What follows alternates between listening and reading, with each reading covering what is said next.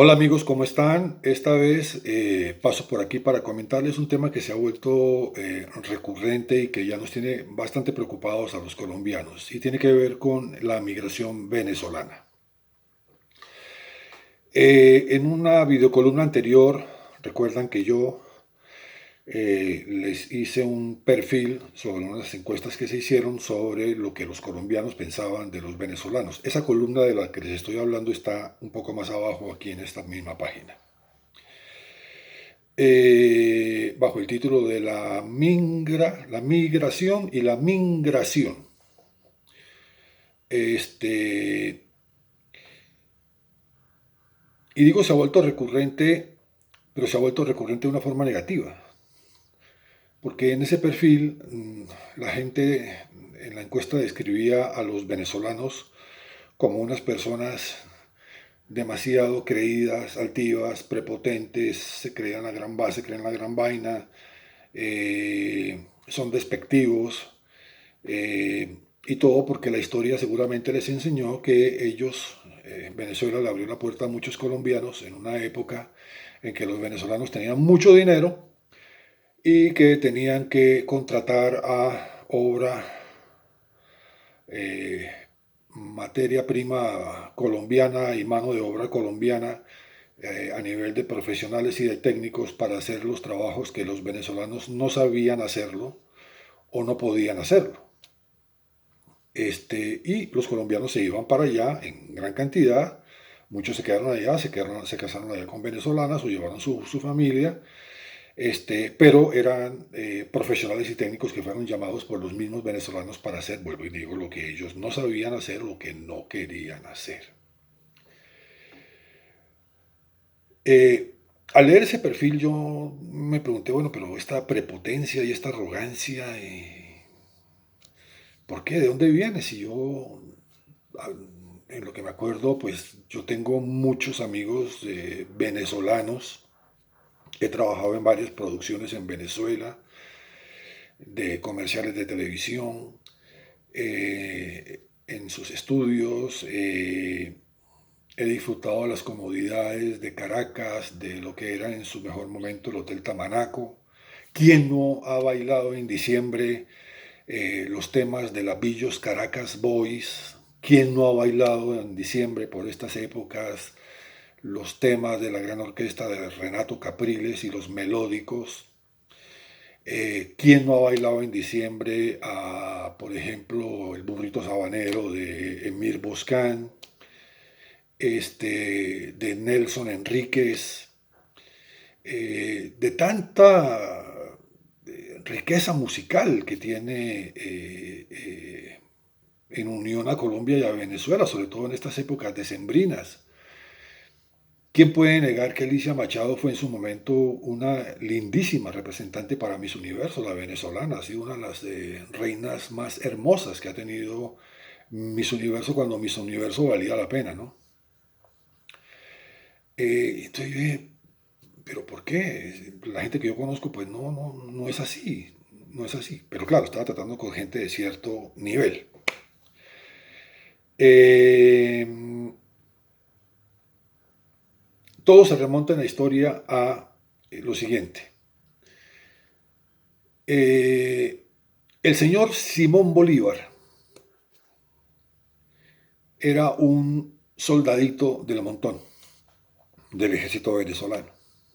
Era un soldadito, digo, porque medía 1,65 m de estatura, era muy bajito, delgadito, pero de una mente muy perspicaz, muy audaz, muy zorro, muy astuto, muy traidor, muy maquiavélico, y a través de las espaldas de sus compañeros y lamiendo algunos traseros y unas que otras botas, logró llegar a hacerse nombrar general del ejército en Venezuela de ese entonces. Un ejército venezolano que tampoco era la gran cosa, porque acuérdense que estaba Venezuela tomada bajo el yugo español, ¿no? Lo que pasa es que fue el momentum el que Simón Bolívar aprovechó. ¿Por qué? Porque los españoles estaban en ese momento más concentrados, quiero decir, su milicia y sus altos mandos militares, en que Napoleón no fuera a tomarse el trono en España y defenestrar a los reyes católicos. Napoleón, en su ánimo de conquistador, como lo tenía Hitler, quería tomarse a Europa. Y el país siguiente que quería tomarse era España y quería imponer su trono allí.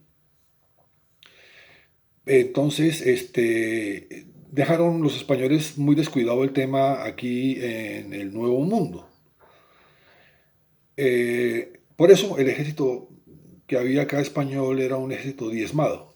Y esto lo aprovechó Simón Bolívar para eh, tomar la iniciativa, hablar con el ejército, eh, hacer viajes y hablar con el general eh, José María Córdoba aquí en Colombia y parte de Ecuador, hablar con el general Francisco de Paula Santander aquí en Colombia, con el general O'Higgins en Bolivia, con el general San Martín en Argentina y Brasil, este,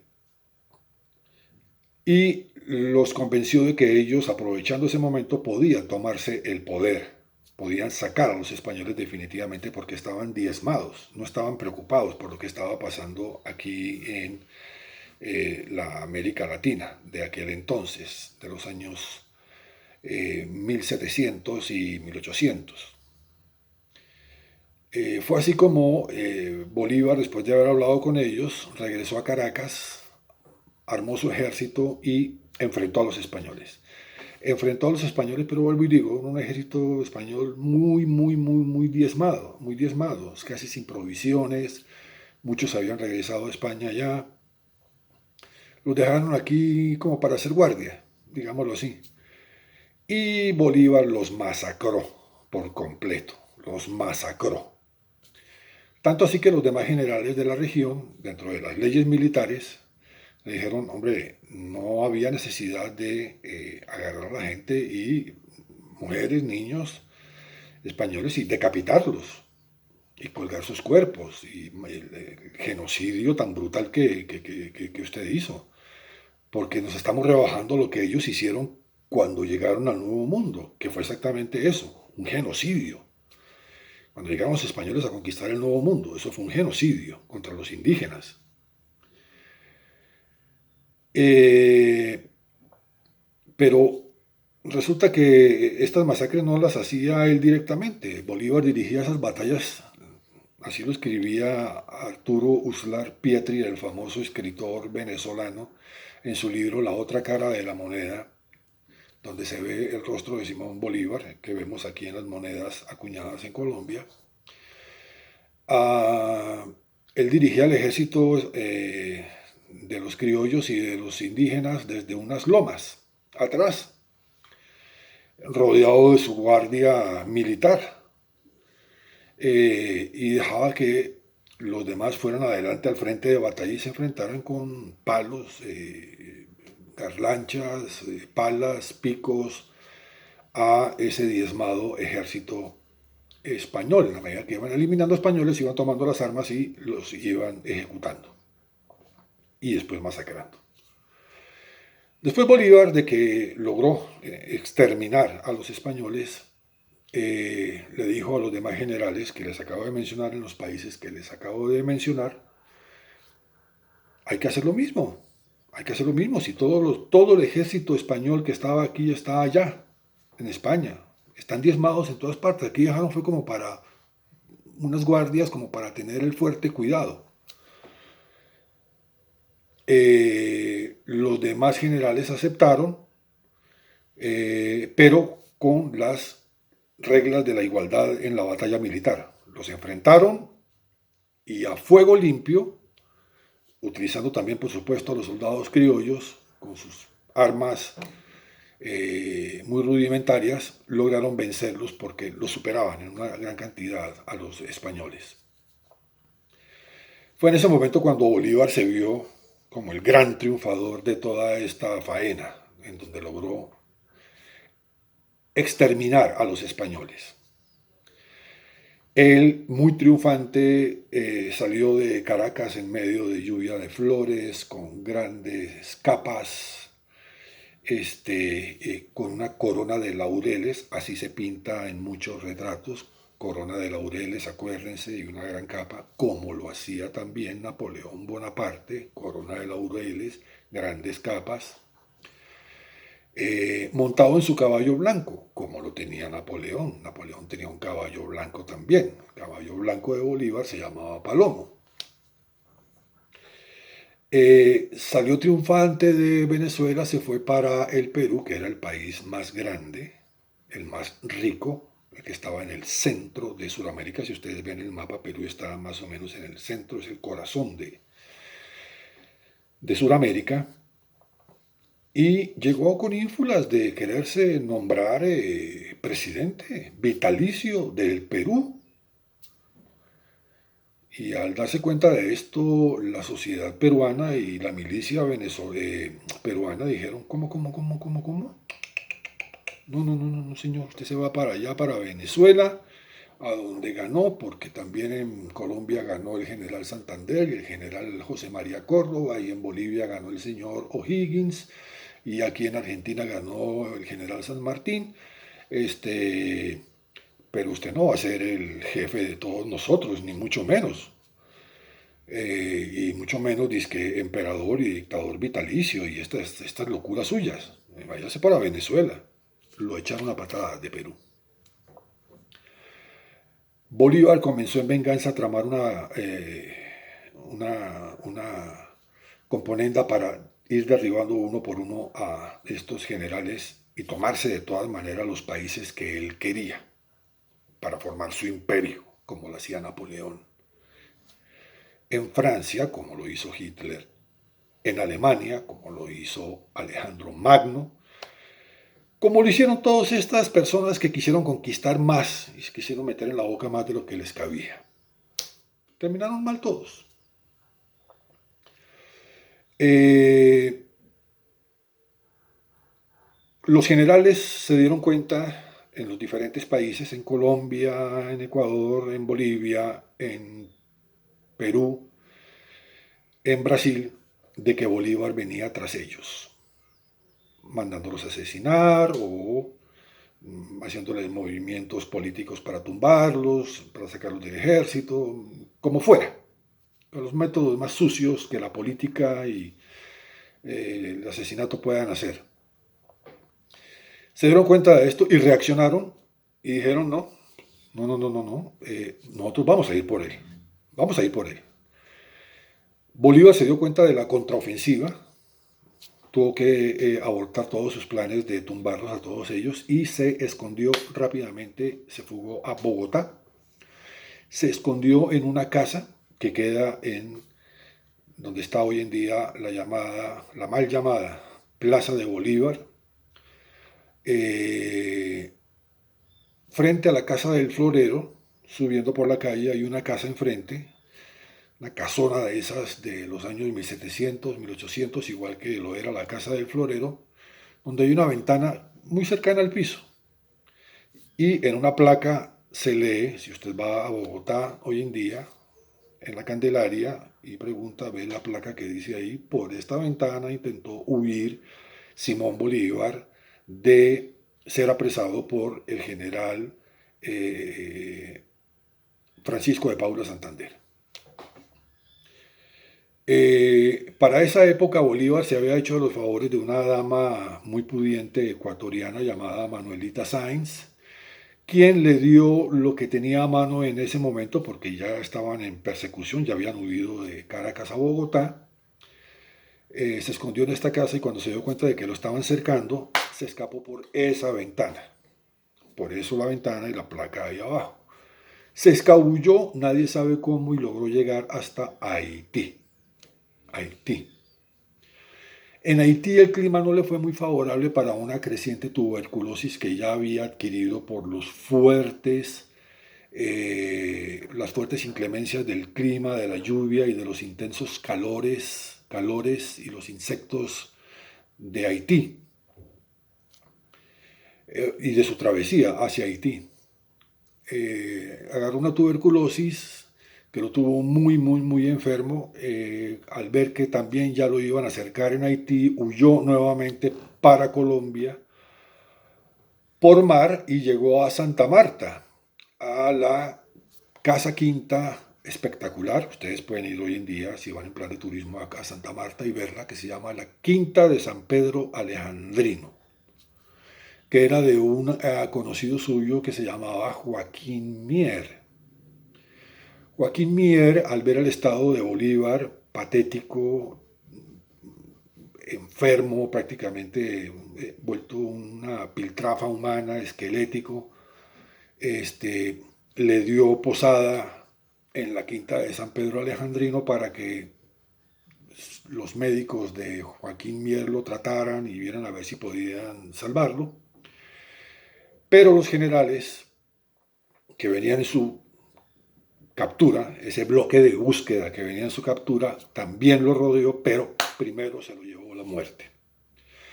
Simón Bolívar murió en Santa Marta, en la quinta de San Pedro Alejandrino, un 17 de diciembre, hoy es 19 de diciembre, hace 2 días atrás, 200 años y pico.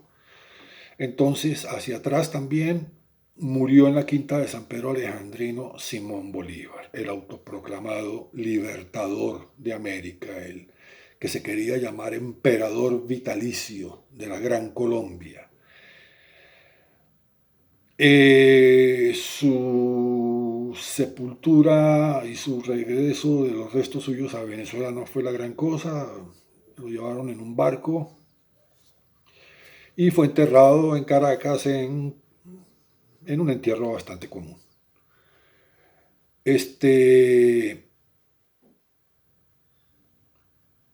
Solo hasta que un día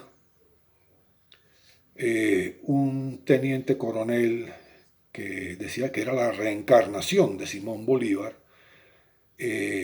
quiso desenterrar los restos y el cuerpo, el cadáver, la momia ya de Simón Bolívar, para verlo, para tocarlo y para mandar a sus técnicos y técnicos traídos en medicina forense de los Estados Unidos, con equipos muy sofisticados, y tratar de obtener la verdadera fisonomía del libertador Simón Bolívar, del autoproclamado libertador Simón Bolívar.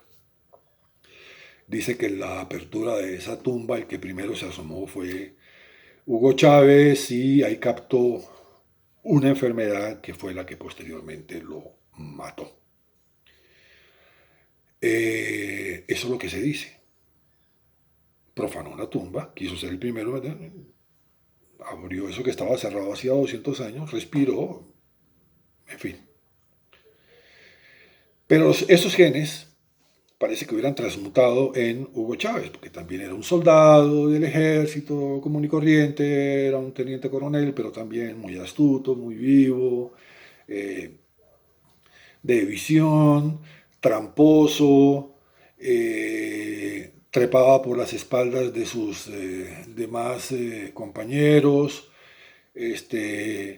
lamió traseros, limpió botas también y se hizo nombrar el teniente coronel Hugo Chávez. Y de alguna manera quiso dar un golpe de Estado como para apoderarse de Venezuela y decir que es que él era el hijo de la reencarnación de Simón Bolívar y que él iba a cumplir el sueño de Bolívar. Fue de esta manera como, ahora ustedes entenderán, él se puso en contacto con los presidentes de los países que Simón Bolívar en ese entonces se quiso tomar. ¿Cómo? En Ecuador, políticamente puso con la plata del petróleo venezolano a Rafael Correa, en Ecuador. En Bolivia, políticamente con la plata que da el petróleo venezolano y el apoyo, puso a Evo Morales.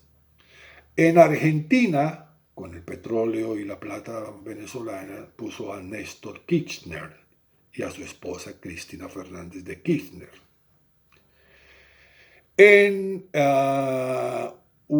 Para Uruguay puso a Pepe Mujica y después a Fernando Lugo. y en Brasil a Lula da Silva. De esa manera, él dijo, bueno, ya tengo los países en la mira y tengo a los gobernantes de esos países, o sea, tengo a los generales de esos países que Bolívar tuvo también en su sueño y ahora los voy a volver míos para ser yo quien tenga el poder sobre todo ese gran conglomerado de países y llamarlo entonces la madre patria, la gran Colombia, pero siendo él, nunca lo quiso decir, siendo él quien iba a llevar la batuta, ¿no? De cierta forma le tenían que rendir pleitesía y obediencia a los presidentes que él con su petróleo y su plata de los venezolanos había puesto en el poder.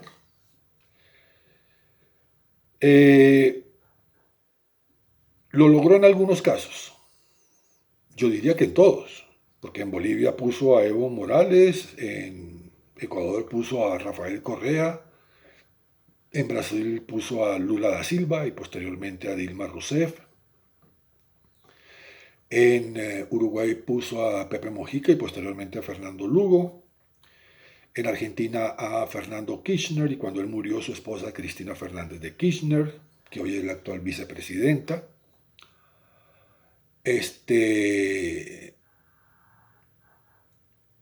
Y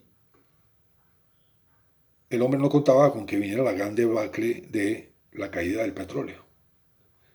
Se le desbarató toda la estantería que había armado de querer ser el emperador, el dueño, el mandamás de la finca de los 5 países de América Latina. Murió en circunstancias desconocidas, en un lugar desconocido y está enterrado en un lugar desconocido. Porque todo el montaje que se ha hecho alrededor de esto en realidad no es la verdad de lo que dicen.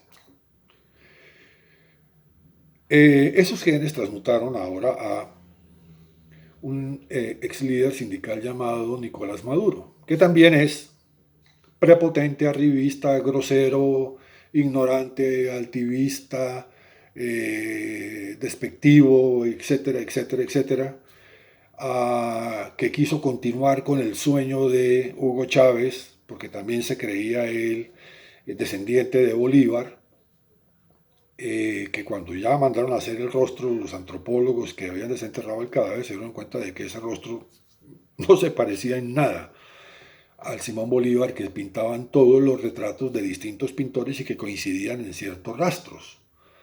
Pero este último no coincidía en absolutamente nada. Entonces, duró las 6 transmisiones por televisión que le hizo primero Hugo Chávez y luego Nicolás Maduro y terminaron por retirar y tapen eso, tapen eso, tapen eso, porque ese no es y la gente no está creyendo. Y ahí está Nicolás Maduro, gran responsable del estado fallido de su país, que curiosamente tiene hoy en día al dólar como moneda.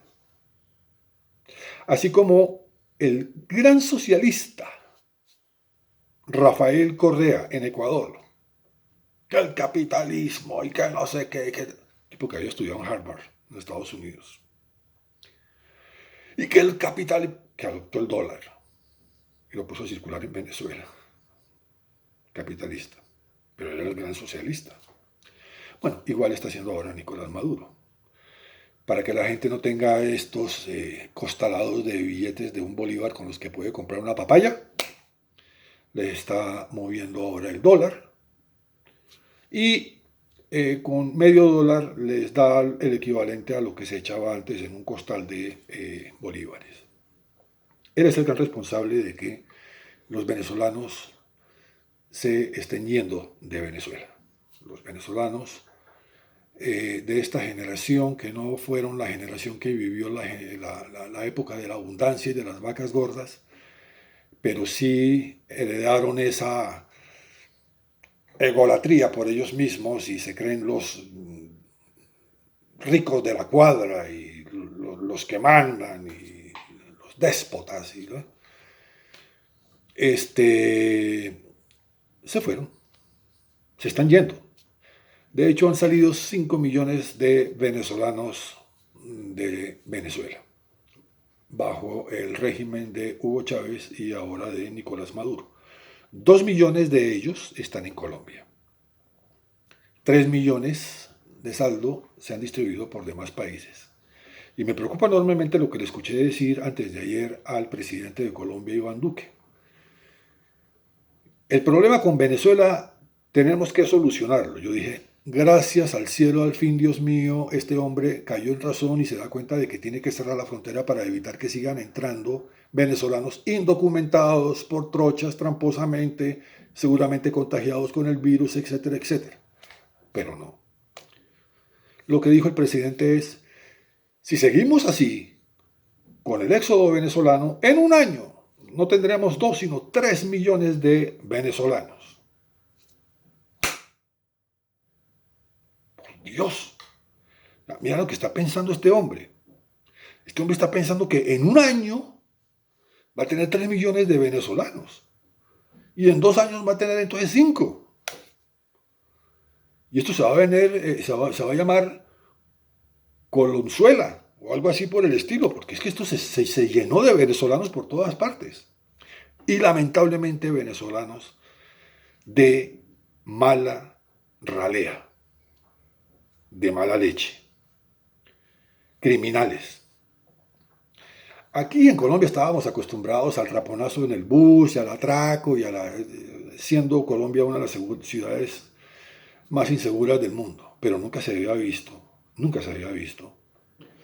que 2, 3 tipos se subieran a un bus de transporte público a las 10 de la mañana, lleno el transporte público, y me dan los celulares, mónchale, los celulares, y el que no lo daba, tan, y matan gente, han matado ya personas los cuerpos han quedado dentro de los buses de servicio de transporte público, y ni hablar de las bandas que tienen organizadas en las calles. O sea, nos hemos llenado de una ralea venezolana de lo peor, de unas ratas que no le tienen miedo a nada porque ellos creen que son los dueños de la finca, aparte de todo y todo en medio de su brutal ignorancia.